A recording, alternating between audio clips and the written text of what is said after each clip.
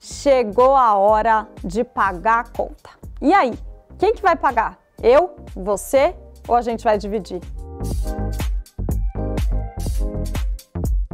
Esse assunto de conta já deu o que falar em diversos grupos, em diversas tribos e em diversas pessoas de gerações diferentes. Antigamente, era símbolo de respeito, de cuidado e de hierarquia do machismo, né, estrutural, que a gente conviveu e viveu por muitos anos, que o homem pagasse a conta. E eu vou contar para vocês um pouco do que é a minha opinião sobre isso, não do que é hoje, mas do que sempre foi. Eu já expus em alguns momentos, em poucos momentos, mas hoje eu vim aqui gravar esse vídeo especialmente para contar qual é a minha opinião moderna sobre esse assunto. Eu acho que a gente tem que olhar muito como é a vida desse casal. Esses parceiros, eles estão vivendo, um tá trabalhando, o outro não tá, ou vice-versa, ou os dois trabalham, como é o tipo de trabalho, como é a remuneração dessas pessoas, de cada um.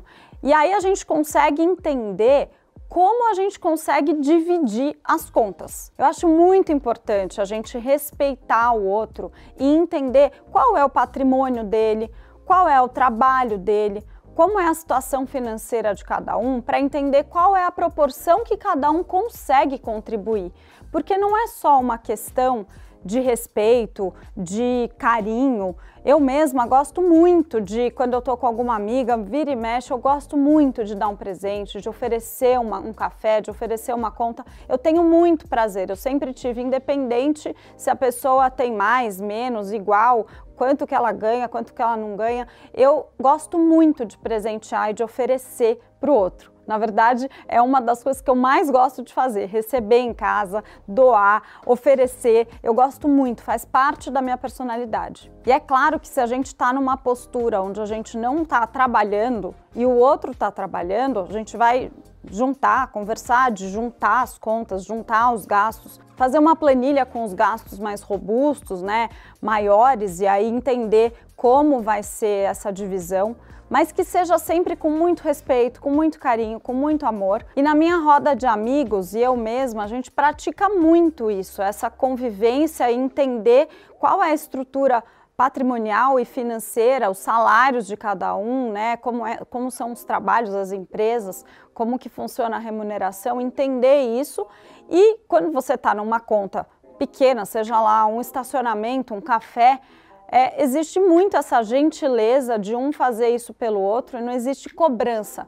E existem muitos lugares super formais que já trazem a conta para o homem ou então que oferecem o cardápio para a mulher sem os preços dos pratos. Muitos lugares que eu já frequentei funciona assim e não há nada mais carinhoso do que a pessoa fazer, às vezes, uma gentileza, mas que em outra conta a gente pode acertar. Isso pode, dependendo do casal, ser colocado lá na planilha de gastos, ser colocado no papel e compartilhado depois, no final do mês, né? Ou de alguma outra forma, mas sempre isso tem que ser conversado, isso tem que ser algo que o casal possa construir juntos. Eu e o Eduardo, por exemplo, a gente consegue e a gente tem um regime de divisões, então cada um paga algumas coisas, onde no final do mês a gente sabe qual é a proporção de cada um e quanto que cada um está pagando. Então é uma forma